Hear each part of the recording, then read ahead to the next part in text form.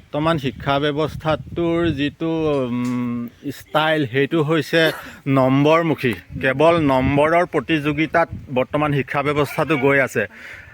আগৰ দিনত শিক্ষা ব্যৱস্থাটোৰ যিটো গুৰু শিষ্যৰ সম্পৰ্ক, সেই সম্পৰ্কটোৰ সলনি বৰ্তমান দেখা গৈছে। বিশেষকৈ মই অধিকভাৱে প্ৰাইভেট স্কুল, যিখিনি ব্যক্তিগত খণ্ডৰ স্কুলৰ ক্ষেত্ৰত কওঁ, গুৰু শিষ্যৰ সম্পৰ্কতকৈ গুৰু আৰু অভিভাৱকৰ সম্পৰ্কটোহে বেছি উন্নত হোৱা দেখা যায়। এই ক্ষেত্ৰত হ'লে শিক্ষাৰ মূল্যায়নৰ কৰিবলৈ যাওঁতে যেতিয়া এগৰাকী শিক্ষকে তেখেতৰ অভিভাৱকৰ সৈতে সম্পৰ্কটো মধুৰ হয়, সেই ক্ষেত্ৰত সেই ছাত্ৰজনক মূল্যায়ন কৰাৰ ক্ষেত্ৰত কিছু পাৰ্চনেলিটি আহি যায়। এইটো ক'বলৈ অপ্ৰিয় সত্য। কিছু ক্ষেত্ৰত মূল্যাংকনটো অলপ ব্যক্তিকেন্দ্ৰিক হয়। টাংলাই খুব টাং। আপোনালোকে চাই আছে ইউটিউব চেনেল গাঁৱৰ গৰিমা আৰু সংযোগ ব্যৱস্থাপনাত মই ৰাজু বৰুৱা। মই উপস্থিত আছোঁ পিৰাকটা বাইলুং গাঁৱৰ ৰাজীৱ ফুকনৰ গৃহত। এয়া এটি ভিতৰুৱা অঞ্চলৰ মাজত অৱস্থিত ৰাজীৱ ফুকনৰ গৃহ। প্ৰথমতে মই এই ঘৰৰ গাঁৱলীয়া পৰিৱেশটো আপোনালোকৰ আগত দেখাবলৈ চেষ্টা কৰিছোঁ। এয়া ছাগলীয়ে ফুল খাইছে। ইমান এটি সুন্দৰ গাঁৱলীয়া পৰিৱেশ, নিৰিবিলি পৰিৱেশ। আগৰ কবিৰ ভাষাত ক'বলৈ গ'লে শুৱনি আমাৰ গাঁওখনি অতি শুৱনি গছেৰে ভৰা, ডাল ভৰি ভৰি ফল ফুল লাগে কত পাওঁ তলহৰা। সেই কবিতাটোৰ আমেজটো আপুনি এইখন ঘৰত পাব। এয়া গৰু বান্ধি থৈছে, চাওক কিমান এটা সুন্দৰ পৰিৱেশ। আজিকালি এনেকুৱা পৰিৱেশবিলাক দেখি পাবলৈ নাই, একদম নষ্টালজিক হৈ পৰিছে। গাঁও অঞ্চলত আজিকালি সাধাৰণতে এই পৰিৱেশটো নাই। আজিকালি যান্ত্ৰিক যুগত যিটো পৰিৱেশ আহিছে, কংক্ৰিটময় পৰিৱেশ, সেই পৰিৱেশত থকাসকলে এই গাঁৱৰ পৰিৱেশৰ সোৱাদ আজিকালি নাপায়। গতিকে এনে এটি পৰিৱেশৰ মাজত আজি ৰাজীৱ ফুকনক এটা ভিডিঅ' বনাবলৈ আমি প্ৰাসংগিক হিচাপে গাঁৱৰ গৰিমা চেনেললৈ আনিবলগীয়া হ'ল। এই কাৰণেই যে তেখেত প্ৰধানত কৃষিজীৱী, কোনো ধৰণৰ চৰকাৰী চাকৰি নাই আৰু তেখেতৰ 3গৰাকী কন্যা সন্তান। 3গৰাকী কন্যা সন্তানেই উচ্চ শিক্ষাৰে শিক্ষিত হৈছে। শেহতীয়াকৈ ৰাজীৱ ফুকনৰ কনিষ্ঠ যিগৰাকী কন্যা, সেই কনিষ্ঠ কন্যাগৰাকীয়ে কৃষ্ণকান্ত ৰাজ্যিক মুক্ত বিশ্ববিদ্যালয়ৰ অধীনত যোৰহাট JB কলেজৰ পৰা স্নাতকোত্তৰ শ্ৰেণীত পৰীক্ষাত অৱতীৰ্ণ হৈ সমাজশাস্ত্ৰ বিভাগত প্ৰথম শ্ৰেণীৰ প্ৰথম স্থান দখল কৰিবলৈ সক্ষম হৈছে। এই হৈছে আমাৰ গাঁৱৰ কাৰণে গৰিমা স্বৰূপ। গতিকে আজি গাঁৱৰ গৰিমা স্বৰূপৰ আমি নিখাৰণী ফুকনক আমি উষ্ম আদৰণি জনাবৰ কাৰণে আমি ইয়াত উপনীত হৈছোঁহি। প্ৰথমে মই নিখাৰণী ফুকনৰ দেউতাকৰ কাষলৈ লৈ যাব খুজিছোঁ। বলক, স্বাগতম জনাইছোঁ। আপোনাৰ পৰিচয়টো দিব। নমস্কাৰ, মোৰ নাম ৰাজীৱ ফুকন। হয়। ঘৰ মোৰ এই পিৰাকটা বাইলুং গাঁৱতে। পিৰাকটা বাইলুং গাঁৱত আপোনাৰ পৰিয়ালত কেৱল 3গৰাকী কন্যা সন্তান। যিগৰাকী একেবাৰে কনিষ্ঠ কন্যা, তেওঁ নিখাৰণী ফুকন। তেওঁ ইতিমধ্যে কৃষ্ণকান্ত ৰাজ্যিক মুক্ত বিশ্ববিদ্যালয়ৰ অধীনত সমাজশাস্ত্ৰ বিভাগ স্নাতকোত্তৰ চূড়ান্ত পৰীক্ষাত প্ৰথম শ্ৰেণীৰ প্ৰথম স্থান দখল কৰিছে। এই ক্ষেত্ৰত আপোনাৰ মতামত দিয়কচোন। মতামত মই যিখিনি কষ্ট কৰি তেহেঁতক পঢ়াইছিলোঁ, সেইখিনিৰ কাৰণে আজি ধৰক মই খেতিও কৰিছোঁ যদিও মোৰ ব্যৱসায় সাধাৰণ এটা শাক পাচলি ব্যৱসায় কৰি থাকোঁ।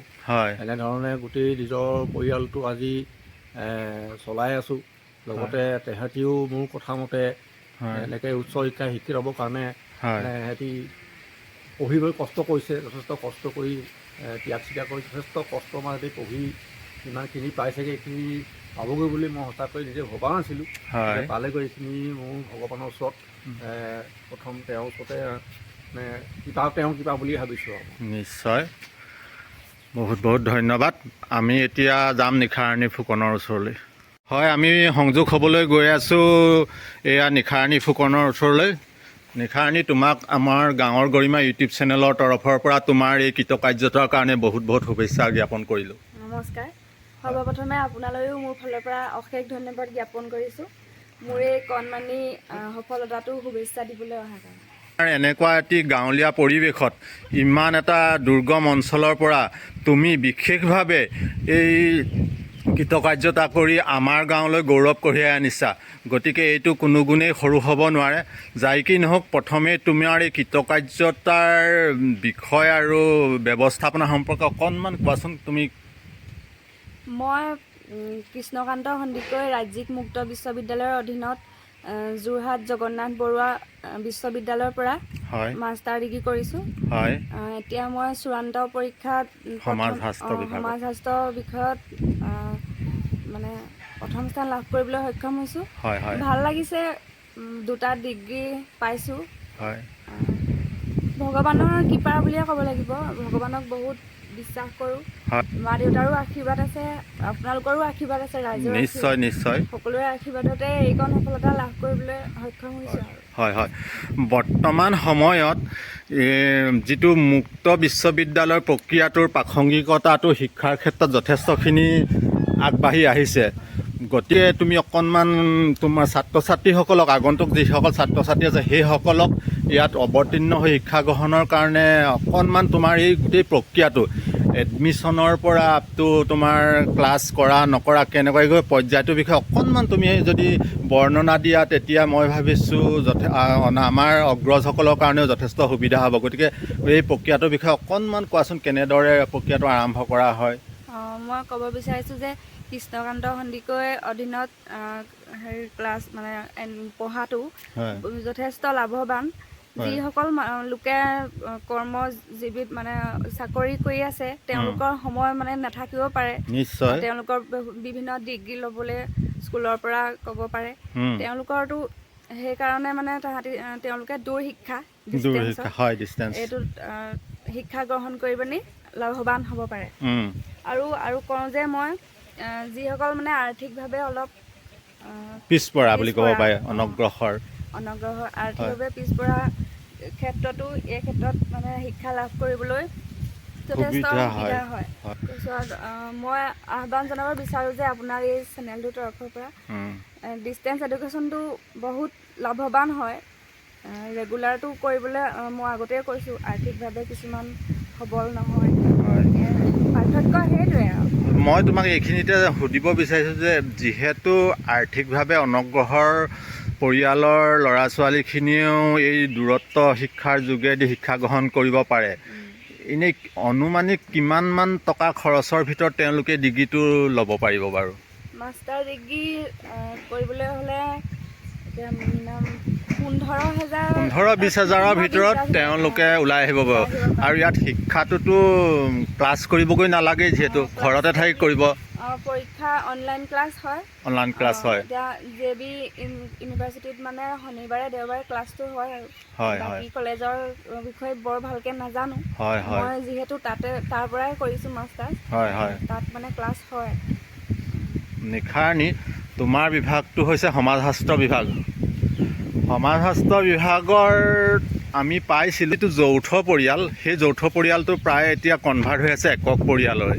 এই একক পৰিয়ালৰ প্ৰভাৱৰ ফলত বৰ্তমান সমাজত দেখা পোৱা শিশুসকলৰ যিটো চাৰিত্ৰিক বৈশিষ্ট্যখিনি বা চাৰিত্ৰিক আচৰণ আমি দেখা পাওঁ, কিন্তু এই আচৰণটোৰ মূল কাৰণ হৈছে এই একক পৰিয়াল বুলি আমি ধৰিব পাৰোঁ নি? আগৰ দিনৰ যিটো যৌথ পৰিয়ালত যেনেকৈ শিশুসকলে ডাঙৰ দীঘল হৈছিল, যেনেকুৱা আচৰণ প্ৰদৰ্শন কৰিছিল, বৰ্তমান দেখা যায় যে একক পৰিয়াল হোৱাৰ হেতুকে শিশুসকলৰ মাজৰ যিখিনি আচৰণ যথেষ্টখিনি আমি পৰিৱৰ্তন দেখোঁ। এই ক্ষেত্ৰত আমি এককভাৱে এই পৰিয়াল ব্যৱস্থাতকৈ দায়ী কৰিব পাৰোঁ নে অন্য কিবা কাৰণ থাকিব পাৰে বুলি ভাবা বাৰু? হয়, মই ক'ব বিচাৰোঁ যে আগৰ দিনত যৌথ পৰিয়াল আছিলে।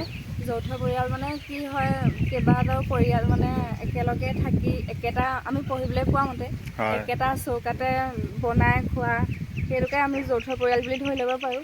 এতিয়া বিভিন্ন কৰ্মৰ সুবিধাৰ বাবে আৰু উচ্চ শিক্ষাৰ বাবে মানে গাঁৱৰ পৰা যৌথ পৰিয়াল বিভাজিত হৈ চহৰমুখী হৈছে। সেইটো সুবিধাৰ কাৰণে বুলিয়ে ক'ব লাগিব। পঢ়াৰ ক্ষেত্ৰত বা অন্য কিছুমান সুবিধাৰ কাৰণে মানে যৌথ পৰিয়াল ভাগি একক পৰিয়াল হৈ গৈছে। আজিকালি যৌথ পৰিয়াল দেখিবলৈ নাইকিয়াই হ'ল।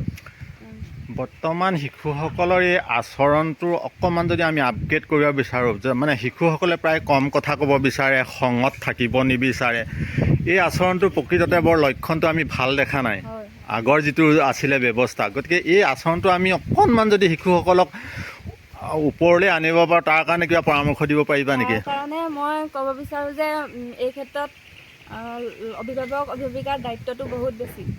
আজিকালি শিশুসকলক দেখিবলৈ পাইছোঁ যে অকল খেল ধেমালি বা ককা আইতাকৰ সংগটো বাদ দি মানে অকল মোবাইল ফোনতে ব্যস্ত থাকে। দেখিবলৈ প্ৰায় মানে কিবা এটা বস্তু খাবলৈ দিলেও মোবাইলটো দেখুৱালেহে খায়, এনেকুৱা হৈছে।